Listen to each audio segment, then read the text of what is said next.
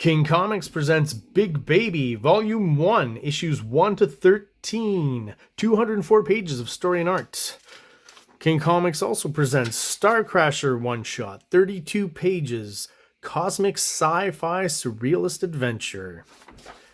You can find these fine comics at kingcomics.ca, at MaximusRex13 on Instagram, or on Facebook, MaxRex or Big Baby.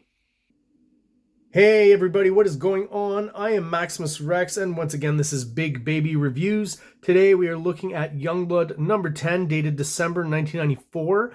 I would have been 14 years old by this point, and not actually following Youngblood anymore. I think I was still following Spawn and a few other Image comics, but definitely no more Youngblood. I'd kind of dropped off the Rob Liefeld bandwagon by that point. So controversy related to this issue, I found out a few years ago, and, came upon the issue, I think in a dollar bin or something, and picked it up to see what, all the controversy was about. And this issue, other controversies as well when it comes to copying and swiping other artists. So a lot to talk about in this issue here. I want to forward by saying, Rob Liefeld did have a tendency throughout his career to kind of, integrate influences from other artists. I've talked about this before, I think, in another episode, but I'm going to mention it again here. Right now he's kind of, recently brought Stephen Platt on board in Extreme Studios. He was discovered on Moon Knight for Marvel Comics. He did, I think, 4 or 5 issues or something like that. Really not a lot. And then, was kind of scouted and moved over to Extreme Studios. And clearly there's some stuff in his artwork that Rob Liefeld really liked and appreciated, because Rob Liefeld started incorporating some of that Stephen Platt technique into his artwork. So if you look at this cover here, already this kind of double lighting and the really big thighs, and, I think that, the arms got even more ridiculously huge. The type of hatching here on the arms and stuff, the shoulders here. Liefeld already had a tendency of adding kind of elements, popping out characters' backs, but now he's doing way more, much more exaggerated, more in the Stephen Platt kind of double lighting style here as well, right? So he's incorporating the Stephen Platt isms into his artwork, and as we look through this issue, that'll become an important point with not just Stephen Platt, but other artists as well. So, if you look at early Rob Liefeld, you can tell he was looking at McFarlane, Arthur Adams, and as we go through his career, you can kind of see where his mind is at and what he's looking at, because when he likes something, he tends to incorporate it into his artwork. And future issues of Youngblood later will actually show signs of him looking at, anime and manga stuff and incorporating that into his artwork as well, and the style, the costumes and things for the Youngblood characters. Other thing of note here is this is a crossover, is it a crossover, a special appearance by Spawn, I guess. I think he was in the issue prior to this as well. I'm not 100% sure, but, it'll become obvious as we read this if he was or not. And really I'm focusing on this issue specifically, again, because the controversy is held within these pages. So let's crack her open, have a look. All right, who do we got on credits? So Rob Liefeld, creator. Okay, pencils, story, Eric Stevenson, script and editor. So, plot by Liefeld, dialogue by Stevenson. Danny Miki and Jonathan Sabal doing the inks. Christian Lichner and Kiko Taganashi doing colors. Rob Liefeld has often sung the praises of Kiko Taganashi doing the colors for him. And lettering by Kurt Hathaway. So it is mentioned down here too, just in relation to what I was talking about. Special thanks to Stephen Platt for layout assistance and inspiration on pages 22 and 23. So it seems like Stephen Platt did so much on this page 22 and 23 as far as the layout, and I guess whatever kind of inspiration behind it there, that Rob felt kind of, the need to credit him on the credits page for it. So when we get to that page, we'll talk more about that. So yeah, definitely we're breaking right into a confrontation between Chapel and Spawn. So I have to assume, this started in the last issue. We get one of those classic face splits where one character's on one side, one's another character on the other side, kind of sharing the same proportions. and same sized head. It's kind of a comics trope, right? So Liefeld kind of doing his version of the Spawn cape as well. Okay, not quite as evocative and interesting as McFarlane's. Also, I do feel like at this point in the publication history of Extreme Studios, Image Comics, Rob Liefeld is probably penciling super fast for this comic and in this period of time. And I wouldn't assume that he's said in the past that even though he's had other inkers, the faces were always him. I feel like Chappell seems enough like his style where maybe he inked that face. Not sure about Spawn though. So again, yeah, definitely, I feel a huge Liefeld vibe here that I don't feel in the hand here, for example, and even the hatching on the gun here. So, I tend to believe that, most faces are inked by Liefeld himself. Not so much these ones where it's part of a face or it's further back, like here or whatever, even here. So maybe Spawn was done by someone else. But I definitely feel like his characters in Chappell, for example, were done by Liefeld. Here's kind of Liefeld's version of the origins of Spawn, right, and what happened. If you don't know this, originally, this changed later on because Rob Liefeld and Todd McFarlane, were having arguments and stuff, and Rob left Image or was fired from Image or whatever. So the origin of Spawn, the fact that Chappell is the one who actually killed Spawn, who was his partner when he was Al Simmons, was retconned and changed to another character. But at this point, it's still, the confrontation we're seeing here is due to the fact that there is a history between Spawn when he was Al Simmons and Chappell, and again that very obvious connection that Chappell is the one who actually assassinated him, so that when he died, he made a deal with the devil and became Spawn. So this is kind of the Marvel style Rob Liefeld Spawn origin refresher, right? All right, so a lot of posing and standing and talking to each other here, right? And all of a sudden we shift to somewhere else. Okay. Quite starkly. And we have some Youngblood characters here. Some that I do not even, am not able to identify right off the bat who these characters are and what's going on. Haven't read the last issue, obviously, but we've got Silence or Psylence, Task, which is like one of the worst names for a character. Badrock, we know him, right? Nightsaber, I know, is kind of somewhat of a gambit-y, kind of like Australian gambit with a staff, instead of having the hair and the headpiece, he's got the bandana. Then we've got Blackrock, which I assume is some sort of evil version of Badrock. And then the Cybernetic Legions of the Power Mad Maddock.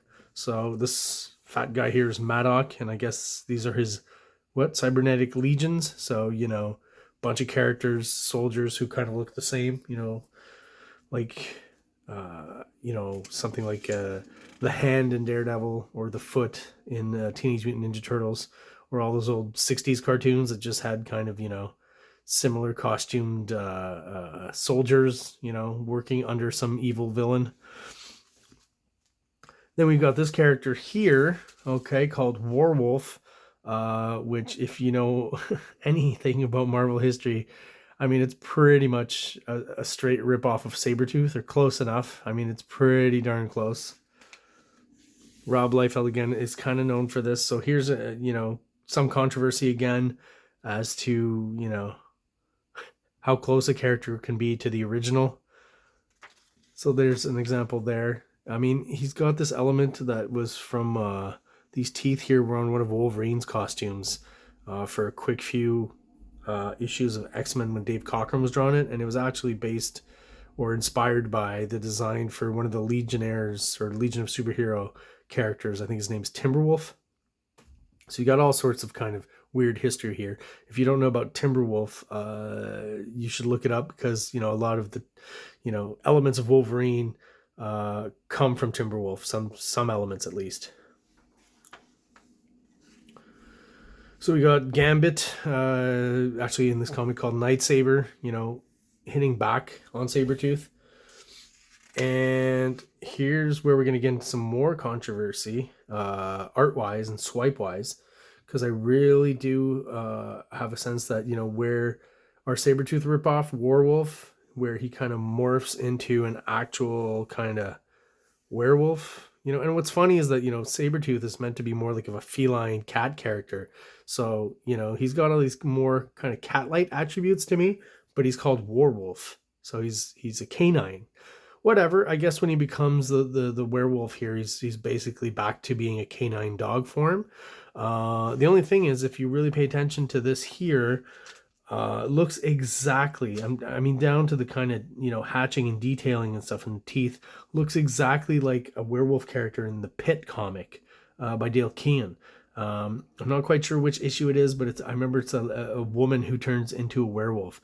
And I mean, I can't believe that Liefeld didn't see that, because this is literally the same design, and maybe more Liefeld-ish-esque here and here, but here definitely almost lifted, I would say, verbatim from the Pit comic. You've got these other Youngblood characters all of a sudden, moving, getting into action here. Again, those terrible names, Silence and of course Task, Task, Shaft, like two names that just make no sense at all. Don't describe anything about the character. I feel like, I don't know if he swiped this from someone else or himself. I feel like he may have used this pose before. I mean, as far as Liefeld goes, this is not my favorite period. I prefer earlier Liefeld, X-Force, late New Mutants, X-Force, and early Youngblood is basically what I like. But I do kind of like this. I think it harkens back a little bit to more kind of old school Liefeld. This panel here, this guy too. So I do enjoy it. Looks something about it looks a little more exciting, a little slightly rougher. I don't know what it is. But then, even here, I think maybe that harkens back to some more old school Liefeld as well. Lots of hatching, a little bit of the Stephen Platt influence going on there. I do like when Liefeld does this, the kind of broken up border, helps to give even more dynamics and excitement to the page. The colors are pretty garish, typical 90s colors. Occasionally, it's the bluish, on the purple. Really doesn't help with the contrast and stuff. If he was a lot lighter on the purple, maybe, using more contrasting colors. I do like this kind of, faded out red here kind of effect they did here. Could have kept these figures here, specifically maybe these ones here, a little lighter on that background, maybe a bit more like we get here and here. But I kind of like that idea in the panel, how they pulled that off, how they did that. I mean, the size of this guy's triceps, you know what I mean? It's to the point where it looks like he's got either, right? Follow me here. This is the bicep and this is supposed to be the tricep, right? So either he has two biceps or he has two sets of triceps, right? Because they're pretty much the same size. It's very odd, but still kind of cool just because it's that Liefeld anatomy, right? I mean, a lot of people get on him for that, but there's something to be said. It's still pretty dynamic, and I do feel like, there's that Kirby aspect to it where it's like, yeah, the anatomy is not 100% perfect as it should be, but it is a comic book. It's exaggerated. And I mean, it's dynamic. It works. The goal here is, movement dynamics, at least for these kinds of comics, right?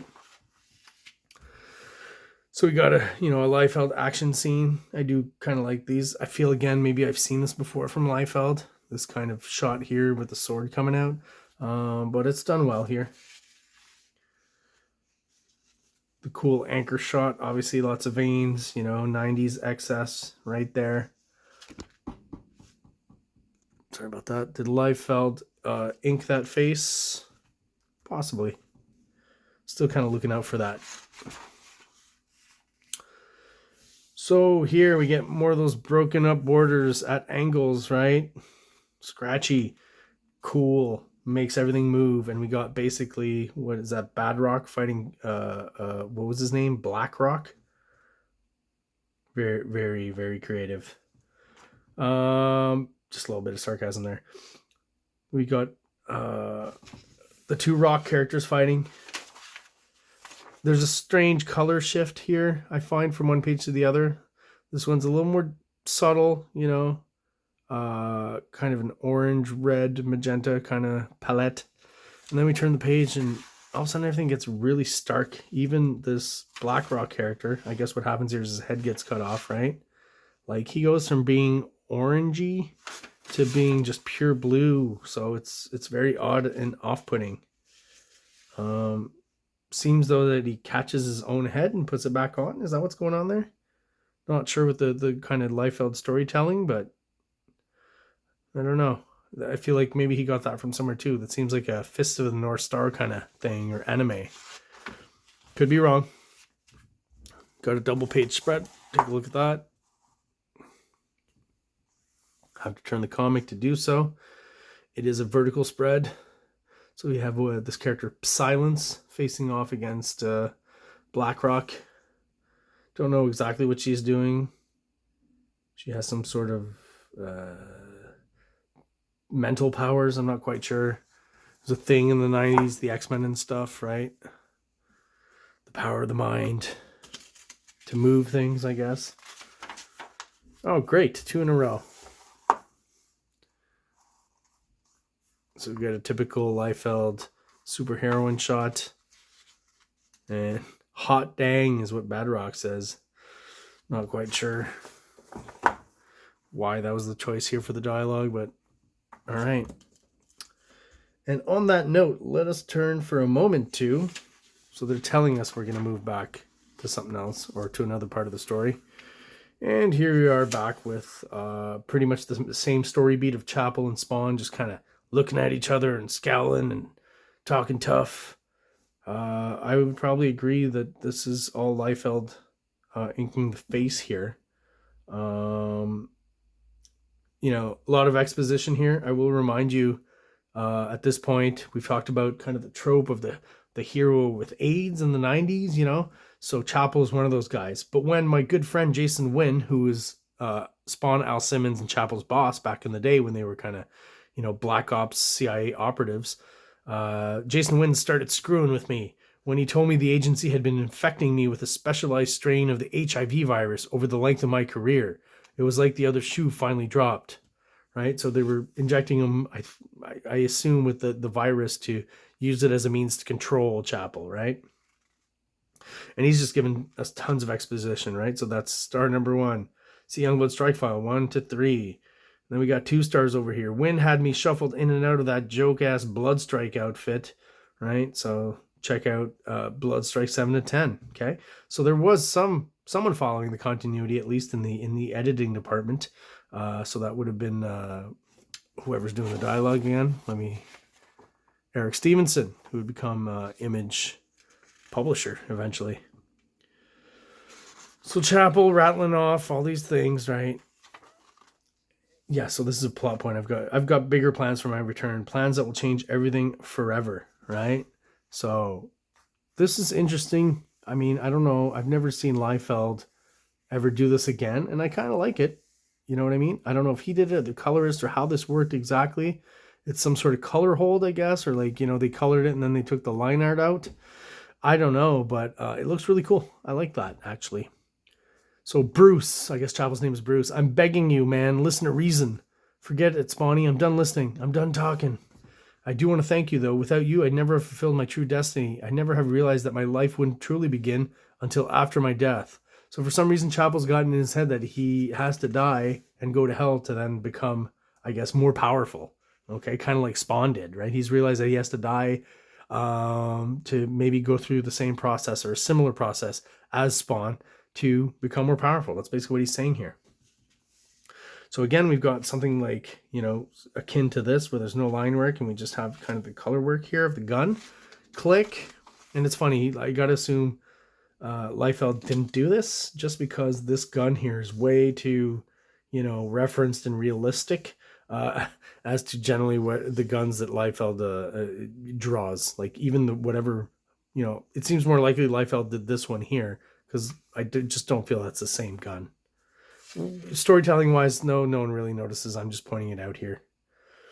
And what happens on these next 2 pages is basically Chapel blowing his fucking head off and committing suicide. So, you know, there lies most of the controversy in this issue is this double page spread here. This is what we were talking about, Liefeld after Stephen Platt. So the layout, this is the double page spread that Liefeld was crediting the layout to Stephen Platt, and that's probably why if you look at the anatomy, it's way more on along the lines of a um, Stephen Platt type anatomy than the Liefeld anatomy. But then, maybe working on this piece is what slowly got him starting to incorporate, the Stephen Platt ticks into his own artwork. But I mean, what a crazy panel, no? Like, the gun obviously blown his head off. It's just odd how it's done because, like, I mean, I think it's fun. It's gory. It's just, it makes no sense, right? This thing kind of blows up, but the side of his face stays intact. But like this side of his face blows off, and you got an ear and an eye and stuff, which is all nice little touches. Interesting. Lots of blood, obviously, coming out of there. Some teeth breaking off. I just don't. Is it that he kind of shot himself a little bit behind the temple and it came out there?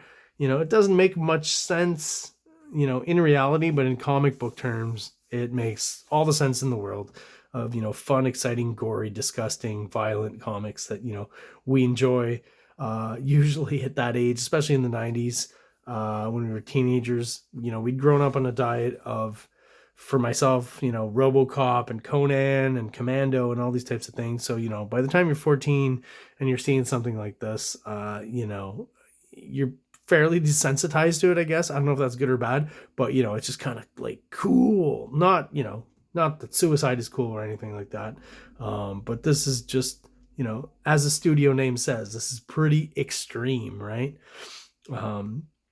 And just the kind of image that sticks with you. Even though, as I said, I didn't actually see it originally when I was 14 years old. Discovered it many years later after hearing about the controversy of this double page spread.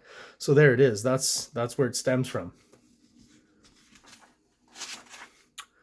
And of course, you got Spawn's reaction. No, the kind of, typical comic book trope.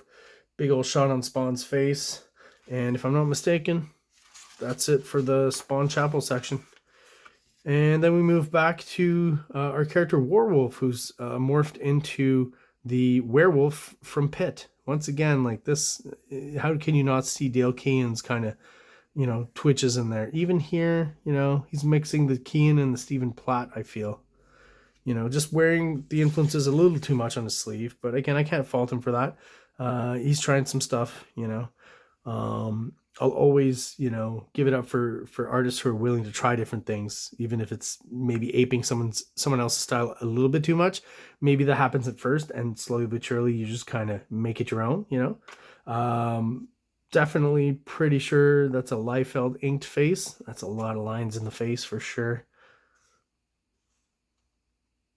See, these are the cool kind of, even though it's small, the Rob Liefeld kind of figures that I like, right? Sometimes he does, he doesn't hit the mark, but in a shot like this, I think he does. Oh, great. We get to turn the comic around again. It's always pleasant. Let me move that over. So another double page spread that is vertical. What do we have here? So, I'm not sure on the color scheme if it's reflective or that's the actual color, but it seems like we've got, a trio squad of die-hard robots, kind of yellow, golden, red, and looks like green to me here. And we got Shaft kind of coolly riding the back of one of these diehards. That's pretty cool. Kind of action panel there. The way it's split too, with all the other panels at the bottom here. That's an interesting. I like that composition. This here is just a little weird because it's. I get that they're above. I believe that's Badrock there. They're above, and Shaft is kind of just riding this flying robot's back, but it kind of looks like the robot just kind of on the ground, and Shaft is standing on his back while the robot's laid out there. It's I don't know what could have been done there. I feel like the colors added a bit of shadow there, but maybe that needed to be darker, so we can really pull it off, pull this figure off from the background. Minor gripe. Twisted Liefeld mouth here. See, that's one of those shots where I could believe that maybe another inker inked this face. But I do feel probably Liefeld inked this one here. If not the hair, but at least the face.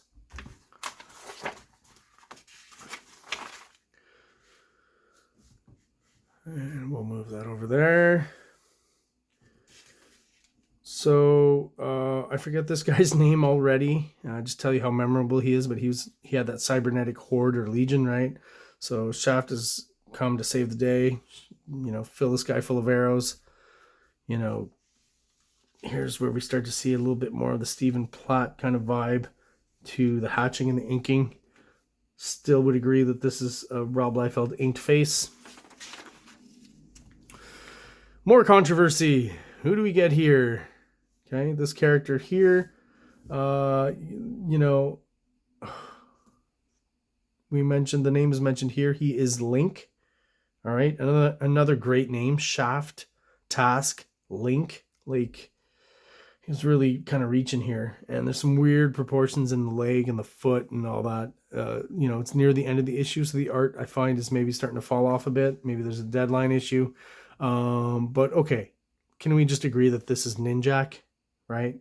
It's like a slightly Rob Liefeld-ized version of Ninjak with things on his back, but I mean, again, that's Ninjak. He saw the Ninjak design, he liked it, and he just took it and modified it a little bit. 100% Ninjak. And for those who don't know, Ninjak is a character that appeared in Valiant Comics, and if I'm not mistaken, was designed by Joe Quesada. A lot of beheadings in this comic. Well, a lot. I guess 2. That's still a lot. And boom! I believe this is Colonel Bravo. Using that split face thing once again in the same comic. It starts that way, it ends that way. Kind of cool, kind of a bookend kind of thing. It shows that he's at least thinking about these things. Not a bad way to do it, I think. And of course, we'll all agree, just like Link is Ninjak. Oh, bored. There's a bunch of them here. Boy, is what I meant to say. So, Link is Ninjak. Warwolf is Sabretooth. Night Saber is Gambit. And of course, Colonel Bravo is clearly Cable. Okay, give him a headdress here. I mean, there's no scar, but he's got the light up eye. He's mentioned it in a video, I believe, for Cartoonist Kayfabe. Clearly, he knew that he was drawn. Like, clearly, he knows what he's doing. So, is he doing it to troll people? Is he just doing it to remind people, hey, man, I created Cable? I don't know. I don't know if I like it. I don't like it. I mean, it's at this point, it's an interesting part of Rob Liefeld's history and an interesting aspect of his work. That's, I guess, how I'll put it. Interesting can be good or bad. I don't feel strongly one way or another. It's fun. It is fun. We looked at Darker Image and Blood Wolf is basically Lobo.